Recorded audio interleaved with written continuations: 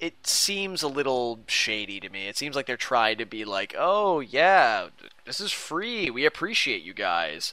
But yet, at the meantime, they're tugging at their collars. I mean, I don't see anything but shenanigans with this. All right. Well, and you know what? There's Mass Effect 3. We're not going to see a Mass Effect 4 anytime soon. So I'm sure they're going to be supporting this game for at least the next year and a half, 2 Yeah, years with I don't DLC begrudge and them. content and whatnot.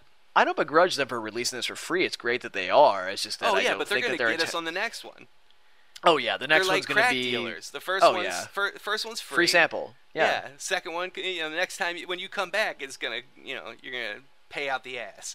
It's true, yeah. But I mean, I might pick this up too. I don't know. I was a fan of the multiplayer. I thought they did a pretty damn good job, but I didn't play it enough really to justify, you know, bulking up my hard drive with like a bunch of Mass Effect 3 stuff like this. So I don't think I'm going to be getting it, but I To might be try honest, it out. I I don't know. really enjoy the multiplayer. I mean, granted, Yeah, I it's am involved in a lot of games right now, so it might not be something that I dive into anytime soon. But mhm. it'll definitely be this summer. Come May, June, when I'm max level in Tor and looking for something else to do.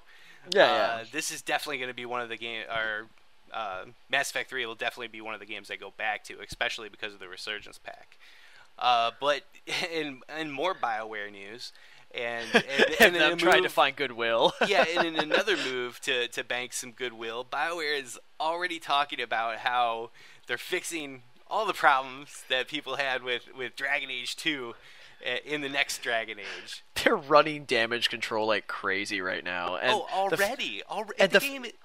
We haven't seen a single thing from it yet, and they're already saying, "Hey, all those things that we did wrong with Dragon Age 2? We're gonna fix them for you."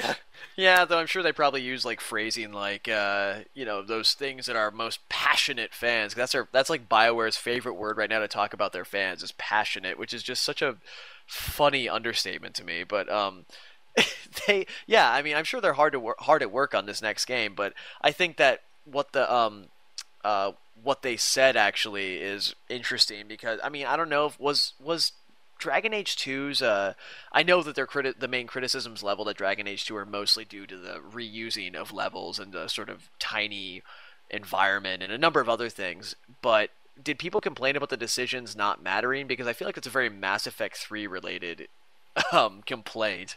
Right. Well, Mike Laidlaw, the creative director for Dragon Age, he came. I think this was at PAX. He said that on the topic of decisions that matter, BioWare is looking to add more character agency. My character has an active effect on his or her world, determined by my choices and player agency. I have control over my gameplay experience to future Dragon Age games. Now, that basically says exactly what you just said to me, that the choices that you make in game will not only affect the end outcome, but affect the way the world around you reacts to you and the actual physical environment. Maybe, I don't know. Um, And that was like something that people were really pissed about Mass Effect 3 about, at least. Yeah, well, that was one of the main gripes. It's like, my choices Yeah. didn't matter, and it's like, how? How did your choices not matter? You ass. I mean, it's like I said, this is beating a dead horse. This is what this whole thing is. But I mean, at the end of the day, I think that was kind of the idea. It was sort of, I mean, with Mass Effect 3, and I don't know, was this an issue with Dragon Age 2 though? I mean, were decisions really even considered to be a major aspect of the game? It didn't I feel feel like like nope. it. Not as much as Dragon Age Origins did. I mean, Okay. Dragon Age Origins, your decisions mattered.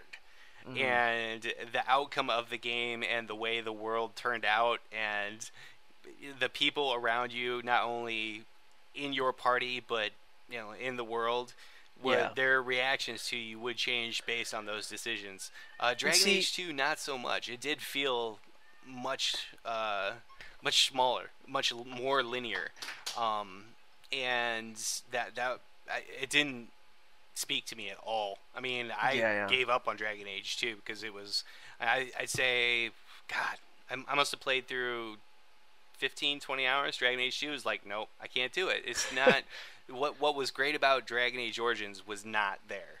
So Yeah, and that's the thing. I feel like I have made the argument before that, we don't necessarily, and it is a bullshit argument, I agree, that we don't really know how difficult it might be for a developer to actually factor every choice you've made into the gameplay in that dynamic of a manner. I do think it might be a little bit harder than we realize, but that's not a valid argument, because I think we've had games like, the Deus Ex series has been fucking phenomenal at showcasing your smallest decisions, even in dialogue choices later in the game, and Right. who you've killed, who you've knocked out, that sort of thing. I mean, the first Deus Ex did that perfectly, and that game came out in fucking 2000, so it does seem like developers should be able to do that.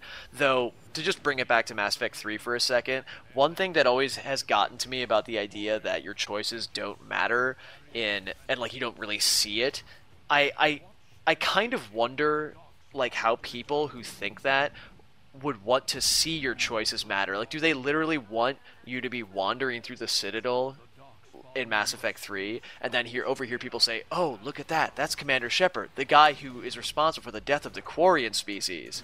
Like, how can you dynamically show something that big, I guess is what I'm saying. You can't. So I feel like that kind of complaint doesn't really matter at certain points. It's not valid because there's no way to organically show that beyond just showing you what happens. Yeah, I can agree with that. Yeah, I mean, I honestly, if somebody could like tell me how to organically show choices that monumental and that huge, I'd love to see it. I'd love to hear about it, but I don't think you can do it beyond the way they did it in Mass Effect 3. Well, at least not this generation. Exactly, yeah.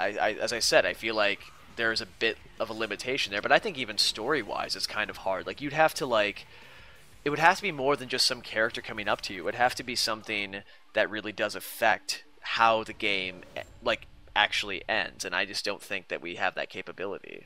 Right. Well, I think another, and kind of to move away from the capabilities of this current generation, what you can do, what you can't do. I think another reason why Dragon Age 2 didn't resonate was because we invested, I'd say, on average, Dragon Age Origins players invested at least 40 hours into that game, into their characters, into building their Grey Warden. Dragon Age 2 comes out, tosses all that away. I mean, there is some reference back to Dragon Age Origins, but your character's gone. He's off doing his own thing. You're introduced to this new character, Hawk, who is just... I mean, first of all, you name your protagonist Hawk. Come on, really? It's like, what is he, a G.I. Joe? Come on, seriously?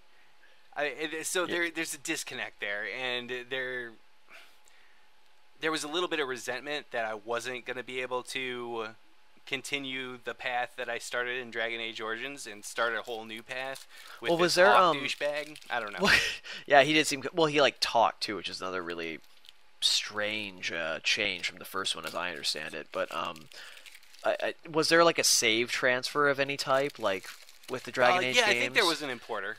Where like something like... But all it really boiled down to was just references to what your character did in the first game. It didn't actually impact it. Yeah, well, like in events that took place in the first game. So I mean, basically it's the it was same world, useless. so those events would how you chose to handle those events and the big decisions in Dragon Age Origins would transfer over and affect the world of Dragon Age 2. The save transfer was worthless then, pretty much. Not really. I mean, it did affect it. Well, yeah, it affected the world that if you had. I never played the games. Keep that in mind. So I'm ignorant here. It did have an effect without ruin. In case you ever go back and play Dragon Age Origins, and you should, it was really, really well done. And actually, the importing of the Dragon Age Origins save into Dragon Age 2, while it didn't really do anything for your character, it did kind of reestablish the world that you left in Dragon Age Origins. If that makes any sense at all. I was kind of just talking out of my ass a little bit. Well, no, I see what you're saying. I mean, like that was just like making me think though of something like sort of, because you're saying you wanted to move away from like the capabilities of this generation, but I was just thinking like kind of to myself about like what could be done in the future. Like I was thinking, because we have talked about this, like, we haven't recorded it sadly, but talked about the morality scale, like in Mass Effect, for example, and how that doesn't really work. But I just realized that with concepts like save transfers from one game to the next in a series that has a morality scale, let's just say there is a Mass Effect 4, or let's just use the current Mass Effect games as an example, but put this technology that I'm theorizing to use here. Like, what if the moral scale in each game following the first one was relative to the moral level you were at in the previous game? Do you see what I'm saying? So basically, you wouldn't, whereas a like let's just say you made from Mass Effect 1 to Mass Effect 2. Yeah.